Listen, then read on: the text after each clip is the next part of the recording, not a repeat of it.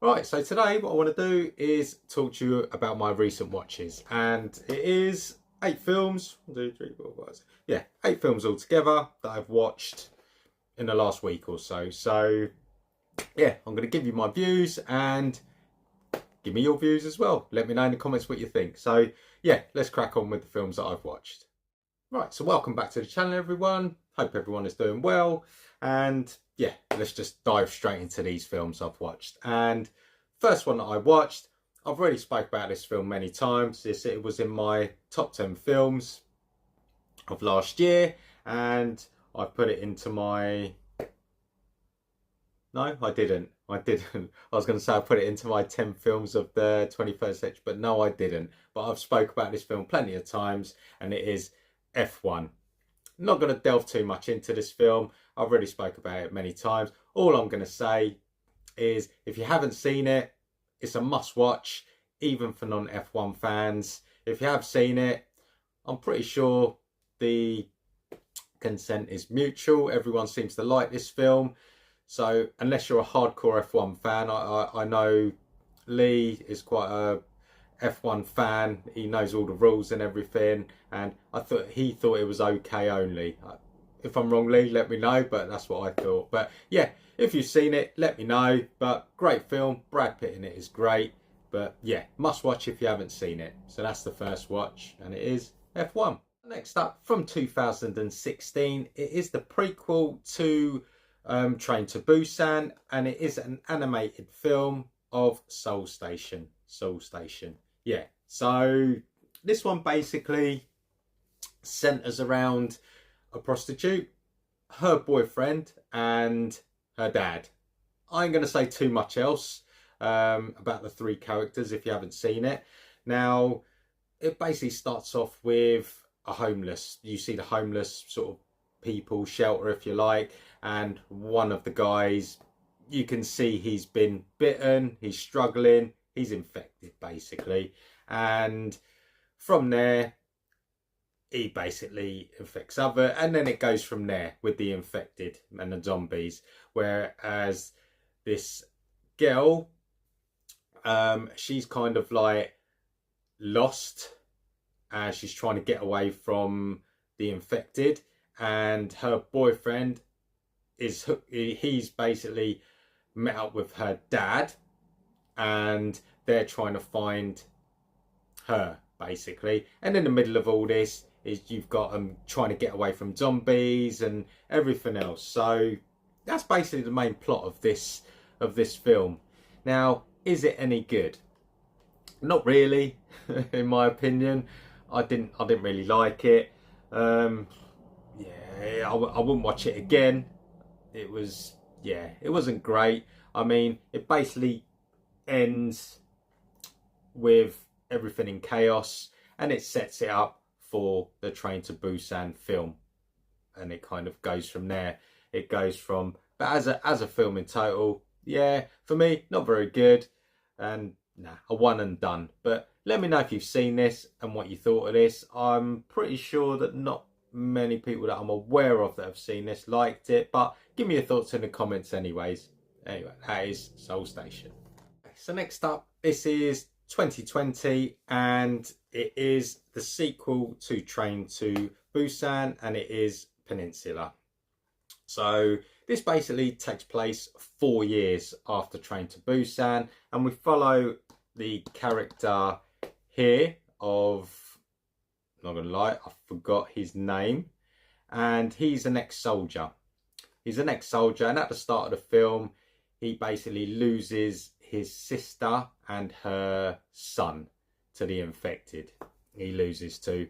Then he manages to escape overseas, and then it basically turns into a heist story after that.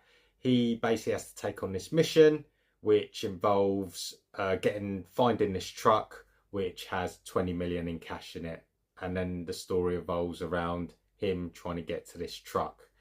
And that's basically the plot of this one. I mean, is this one any good? Not really either for me. I didn't really enjoy this one. I kind of switched off halfway through.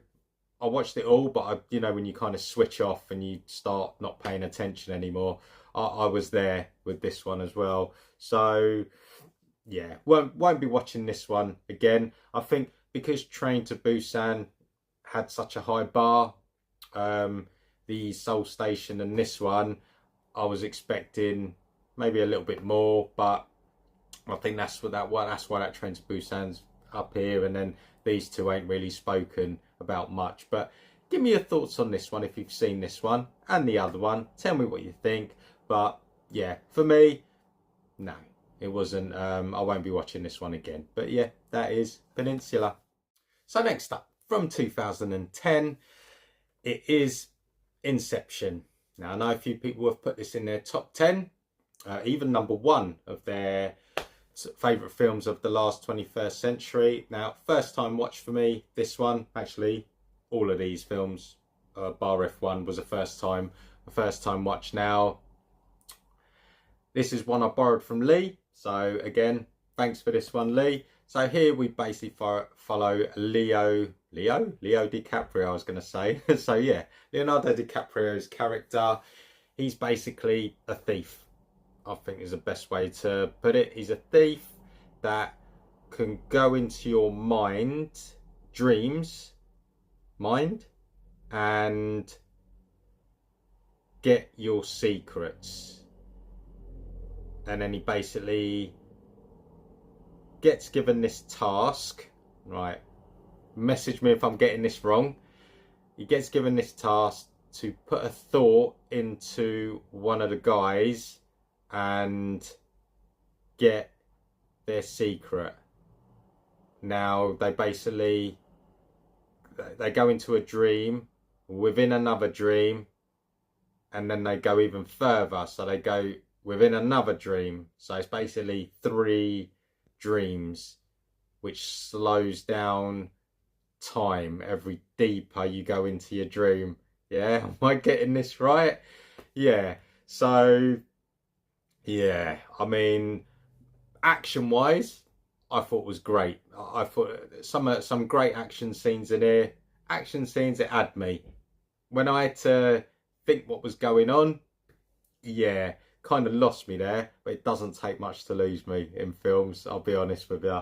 So yeah, will I watch it again? No.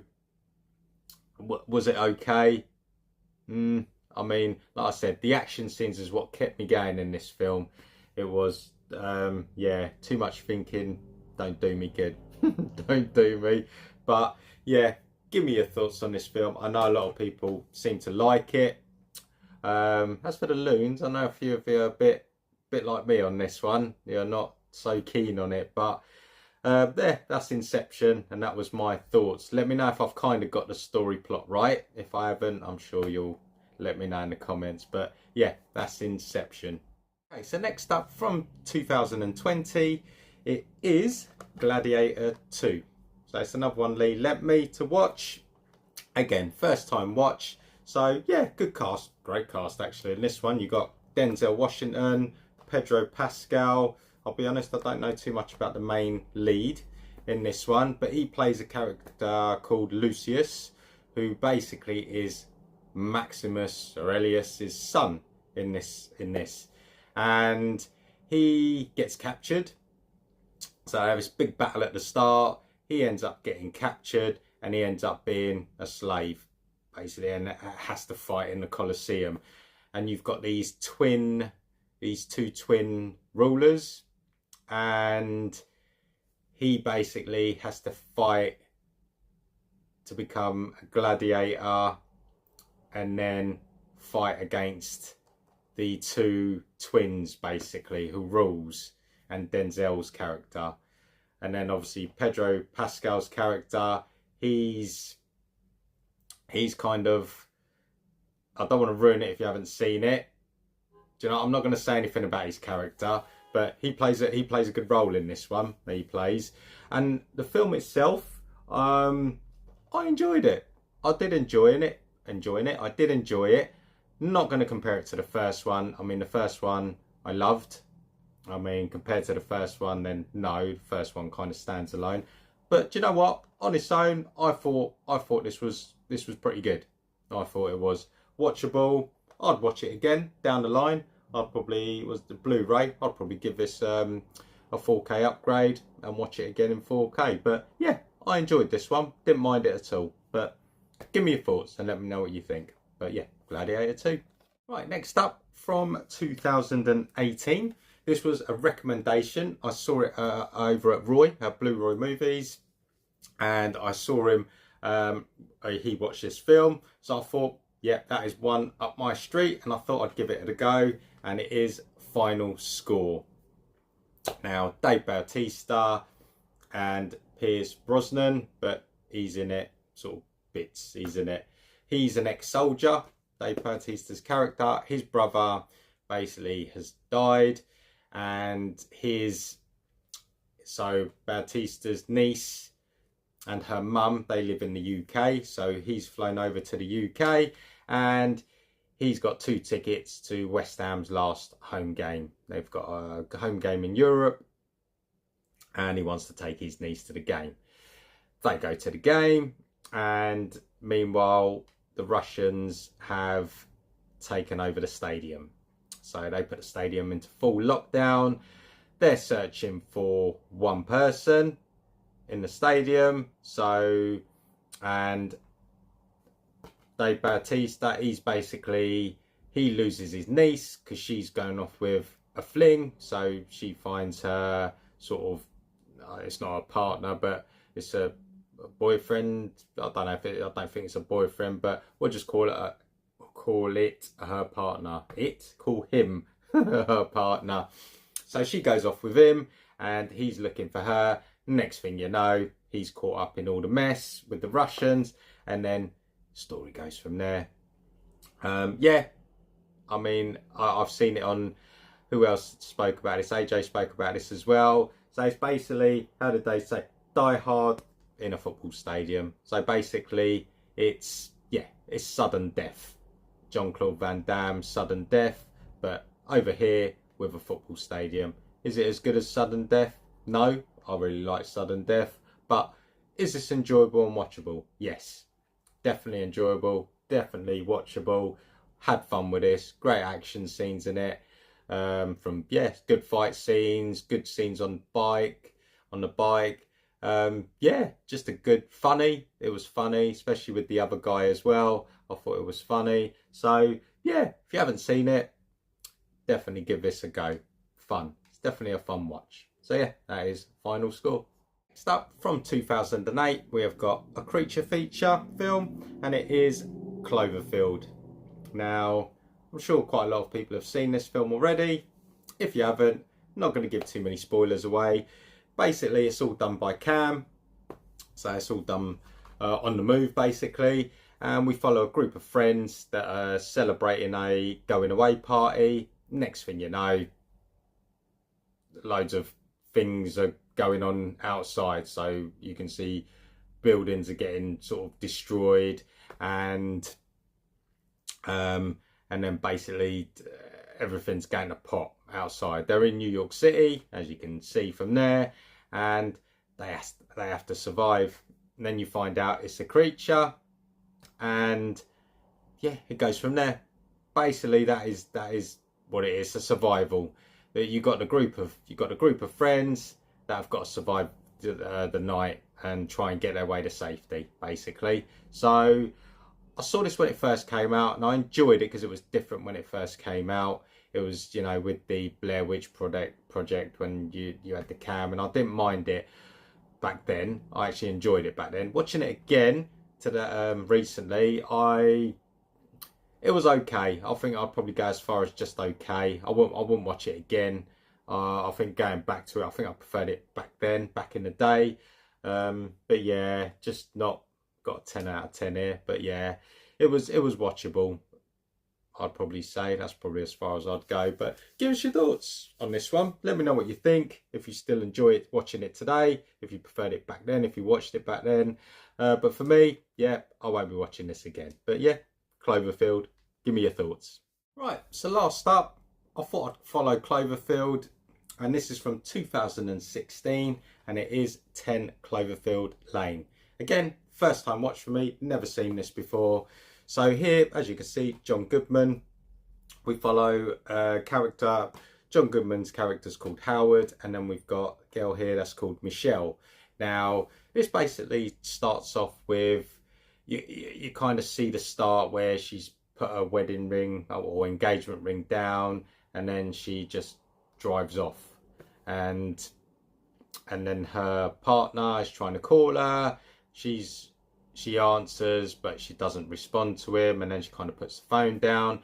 And we don't know where she's going. She's just driving. Anyway, she ends up in this accident.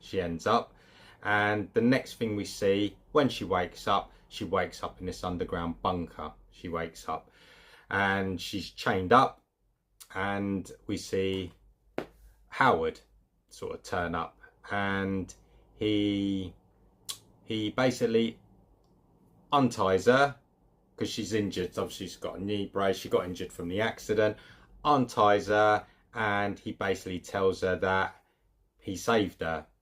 He saw she was an accident, he got her, saved her, and then he brought her to this bunker. Now basically he tells her that the air outside, there's been some chemical some kind of chemical explosion which has made the air unbreathable, and people are basically dying. Everyone's going to be dead in the outside world, and the bunker they live in is the only safe place to be.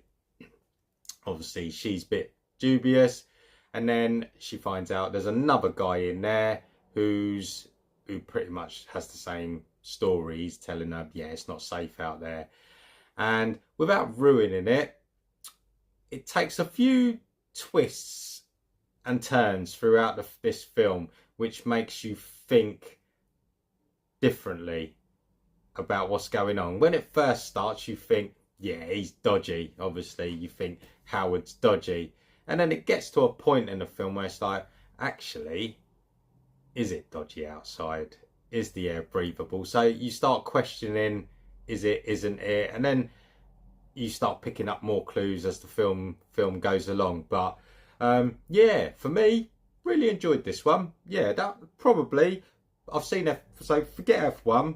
Out of all those films, I'll probably put this one at the top, near the top. I mean, F1's my favourite out of all that, but out of the other watches that I saw, Gladiator 2 was good. Final Score was good. But this was really good. I really enjoyed this one. Not sure if there's a 4K out there, but yeah, definitely keep this one. Definitely watch this one again. So if you haven't seen it, I'd give this a go. I'd recommend you give it a go.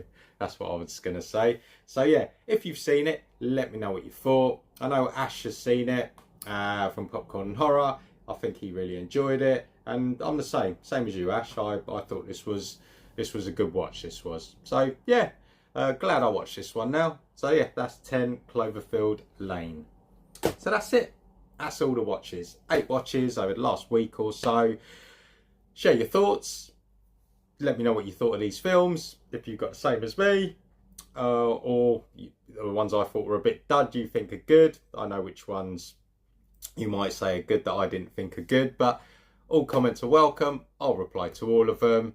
So yeah, that's pretty much it for today. And yeah, like and sub and everything else. I appreciate it a lot, and I'll catch you at the weekend again. Yeah, I'll be back again on Saturday. All right. Enjoy the rest of the week, and I'll see you all soon. Take care. See ya.